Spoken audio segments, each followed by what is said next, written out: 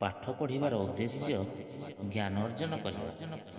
ଜଣେ ଜ୍ଞାନ ଅର୍ଜନ ମାର୍ଗରେ ଗତି କଲେ ଆପେ ଆପେ ମୂଲ୍ୟାଙ୍କ ମିଳିବ। ଯେତେବେଳେ ତୁମେ ଜଣେ ଡାକ୍ତରଙ୍କ ପାଖକୁ ଯିବ, ସେତେବେଳେ କ'ଣ ମହାବିଦ୍ୟାଳୟରୁ ପାଇଥିବା ତାଙ୍କ ମାର୍କ ତାଲିକା ବିଷୟରେ ପ୍ରଶ୍ନ କରିବ?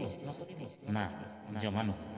କାରଣ ତୁମେ ଡାକ୍ତରଙ୍କ ପରୀକ୍ଷା କୌଶଳ ଓ ଅଭିଜ୍ଞତାକୁ ଦେଖିବ।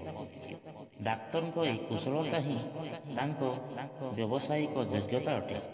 ଏହିପରି କୌଣସି ଓକିଲ ପାଖକୁ ଗଲେ LLB ପରୀକ୍ଷାରେ ସେ ପାଇଥିବା ଅଙ୍କ ବିଷୟରେ ତୁମେ ଦେଖିବ ନାହିଁ। ତୁମର ପ୍ରାଥମିକତା ସେ ତୁମ ମନ କଥାକୁ କେତେ ବୁଝିପାରିଛନ୍ତି, କେତେ ପ୍ରଭାବଶାଳୀ ଢଙ୍ଗରେ ଉପସ୍ଥାପନ କରିପାରୁଛନ୍ତି। ଠିକ୍ ସେହିପରି ଜଣେ ବିଦ୍ୟାର୍ଥୀ ଭାବେ ତୁମେ ଯେଉଁ ଜ୍ଞାନ ଆଉ କୌଶଳ ଅର୍ଜନ କରିଛ, ତାହା ହିଁ ଅସଲ ପାଠ। ପୁନଶ୍ଚ ଜ୍ଞାନ ଅର୍ଜନର ଯାତ୍ରା ହିଁ ତୁମ ପାଇଁ ଯୋଗ୍ୟ ପୁରସ୍କାର।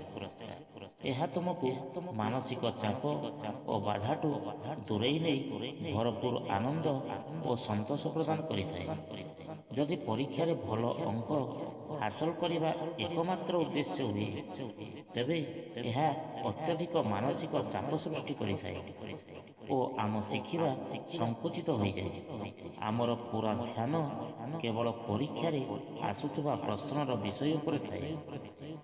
ଏସବୁ ଭିତରେ ଯଦି ଆମ ପ୍ରସ୍ତୁତି ବାହାରେ କିଛି ପ୍ରଶ୍ନ ଆସିଗଲା, ତେବେ ଆମ ଦେହରୁ ଗମ୍ ଗମ୍ ଝାଳ ବୋହିଯାଏ।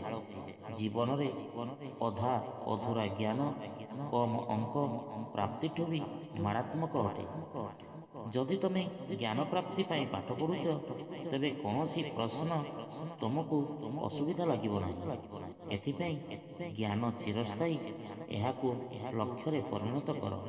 ଅଙ୍କ ଆପେ ଆପେ ତୁମ ପଛରେ ଦୌଡ଼ିବ।